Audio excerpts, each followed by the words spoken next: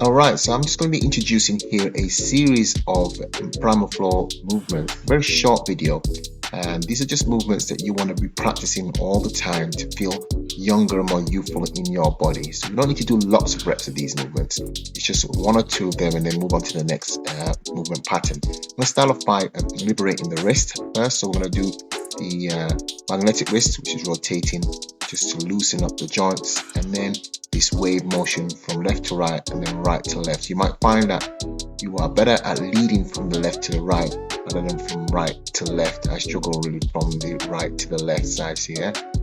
Okay. So once you loosen up the wrist, then you're going to be putting a lot of your body weight on your wrist, and it's better to get that sorted first before you do any other exercises, otherwise you don't tend to enjoy it as much. Now, we loosen up the shoulders, so rotating the shoulders, trying to get the scapulas to touch each other at the back.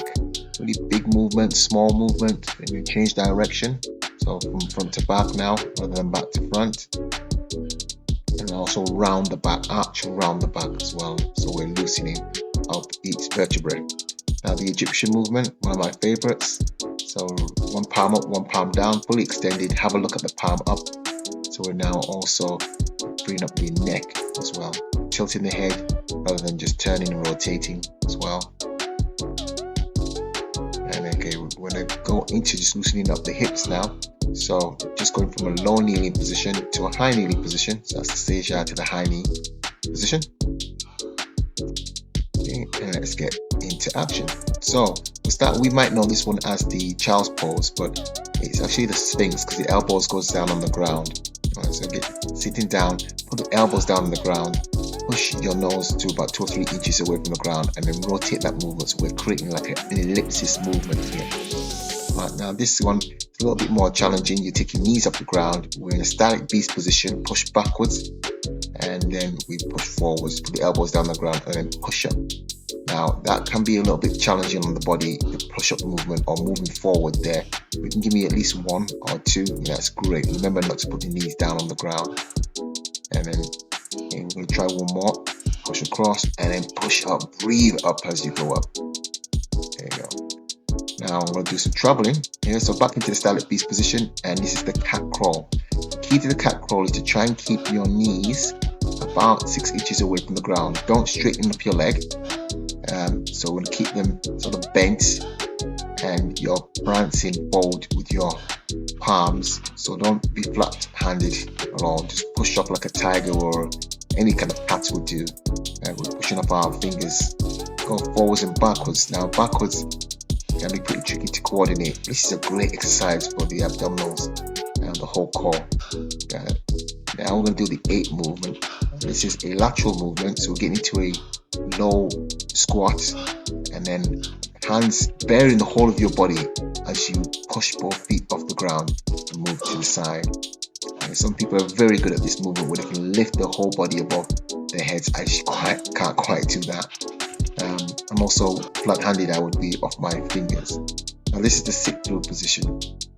So we start again in the static beast, and we just rotate by putting the foot underneath the other foot, and then just lifting your hand naturally. It will go up naturally anyway, but give yourself a nice good pose. So hold the pose, the posture right at the end of it, keeping your foot fully extended, and then we're rotating over into the crab and the crab reach.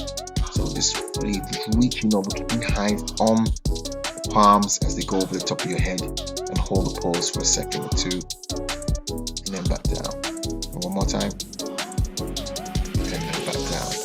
I'm going to try and travel forwards and backwards with the crab. This is the trickiest one for me, just to coordinate, particularly going backwards.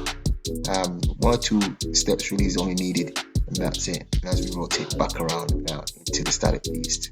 Now from this one, we're going to hop right upwards to the downward dog pose and walk forward.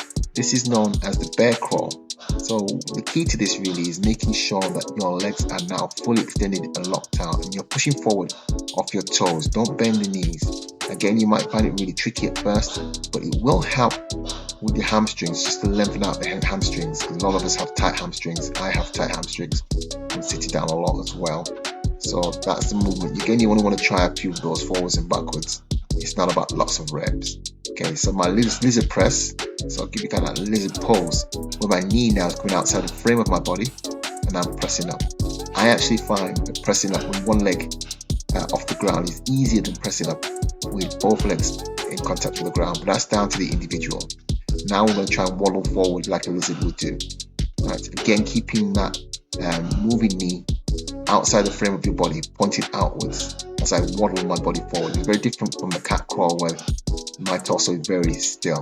Now this one is known as the sneaky ape. It's the last one, and you can do this with your hands off the ground or with your hands on contact with the ground. And all you're going to do is make sure that one knee is in contact with the ground while the other one swipes around. So it makes like a swooping motion as we go around. Let's try one more time.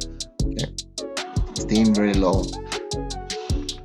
That really opens up the hips. Fantastic warm-up stretch at the end of each workout. So there you go. So you can give them a try. Remember, we're going to work together.